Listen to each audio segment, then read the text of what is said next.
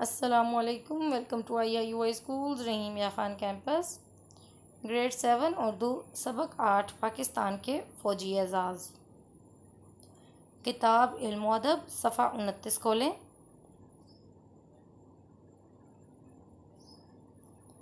صفحہ 29 میں ہم نے مشق 5 پڑھنی ہے۔ مشق 5 پڑھنے سے پہلے ہم قواعد پڑھیں گے۔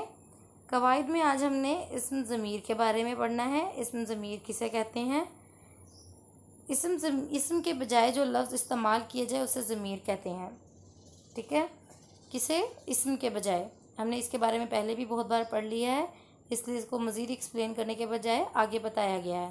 یہ کبھی فاعل کے طور پہ اور کبھی مفعول کے طور پہ استعمال کیا جاتا ہے۔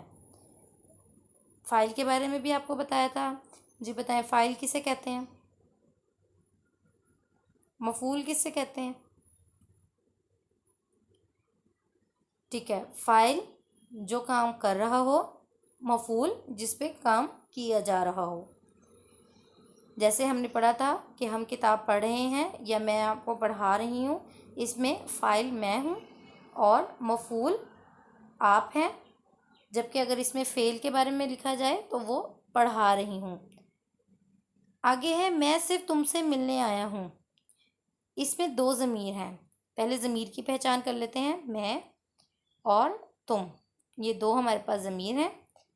اس جملے میں ضمیر میں فاعلی حالت میں ہے۔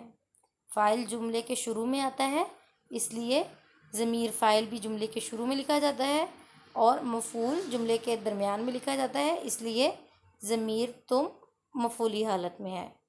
یہ ضمیر فاعلی حالت میں اور یہ ضمیر مفعولی حالت میں۔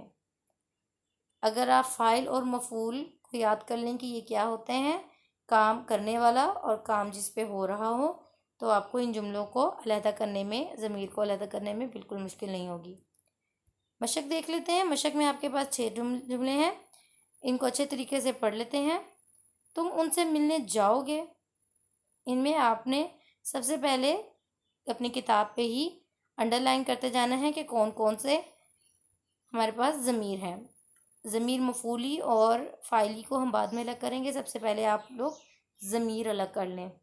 میں، تم، وہ، ان، اس طرح کے جو بھی آپ کو ایک جملے میں 2 نظر آئیں گے، آپ نے ان کو انڈر لائن کرتے جانا ہے۔ میں نے اس شخص کی بات نہیں سنی، اس میں سے انڈر لائن کر لیں۔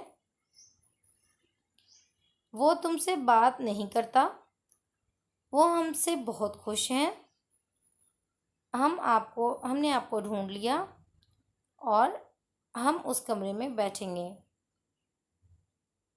آپ یہ اب جلدی سے اس کو انڈر لائن کر لیں۔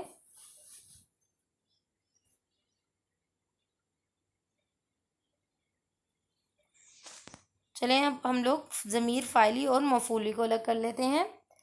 پہلے جملے میں تم، ان، وہ، اس، ہم، آپ، میں، اس، وہ، ہم، اس، یہ تمام ہمارے پاس ضمیر ہیں۔ اب ان کو علیحدہ علیحدہ کر لیتے ہیں، ضمیر فاعلی اور مفعولی کو۔